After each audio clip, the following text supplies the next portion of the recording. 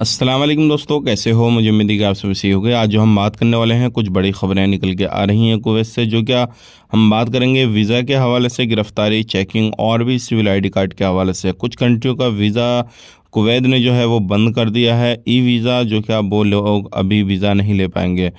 सबसे पहली खबर की तरफ बढ़ते हैं। जो बड़ी खबर आ रही है, अगर आप लोग कुवैत के अंदर रहते हैं तो अभी जो है चेकिंग चल रहा है कुवैत में। कहीं पर भी वकालों पे काम करते हैं या फिर कोई मॉल वगैरह या फिर किसी भी फैक्ट्री वगैरह में काम करते हैं तो सावधान रहें, सतर्क रहें, क्योंकि कुवैत में जो टीमें लगाई गई हैं मिनिस्ट्री की तरफ से वो अलग अलग जगहों पर चेकिंग कर रही हैं। और इस टाइम पर उल्लंघन भी काफ़ी ज़्यादा मिल रहे हैं, जो बहुत सारे लोग रेसिडेंसी का उल्लंघन कर रहे हैं। तो अगर आप इस तरीके से कहीं पर भी कुछ भी करते हुए पाए गए तो फिर आपको पकड़ा जाएगा और पकड़ के आपके देश डिपोर्ट किया जाएगा।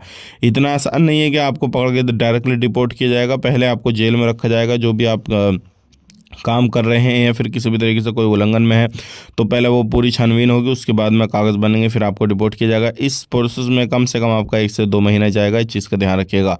बात कर लेते हैं, अगर अभी तक आपका सिविल आईडी कार्ड नहीं बना है, अगर आप नए गए हैं, बहुत सारे लोग जो है हमसे मालूम कर रहे थे सिविल आईडी कार्ड नहीं बना है अभी, तो आप अपना काम करें या नहीं। तो मैं आपको बताना चाहूँगा, ये कंपनी की झंझट रहती है, वो आपसे काम करा रही है तो करिए, नहीं कराती है तो बैठिए आराम से, कोई भी मसला नहीं है। अब बात कर लेते हैं, कुवैत ने 53 कंट्रियों का visa e visa temporary suspend किया है, जिसमें कि बड़ी बड़ी कंट्रियां हैं, लेकिन इंडिया, पाकिस्तान, नेपाल, बांग्लादेश ये कंट्रियां नहीं हैं और यूरोप साइड की कुछ कंट्रियां हैं। तो अगर आप कहीं पे भी कोई भी वीज़ा के बारे में आपको जानकारी मिली हो तो टेंशन लेने की ज़रूरत नहीं है, क्योंकि अभी आप जो है ई वीज़ा टेम्परेरी कुछ समय के लिए बंद किया गया है और बहुत जल्दी इसको चालू भी कर दिया जाएगा, जो कंट्रियाँ बंद की गई हैं।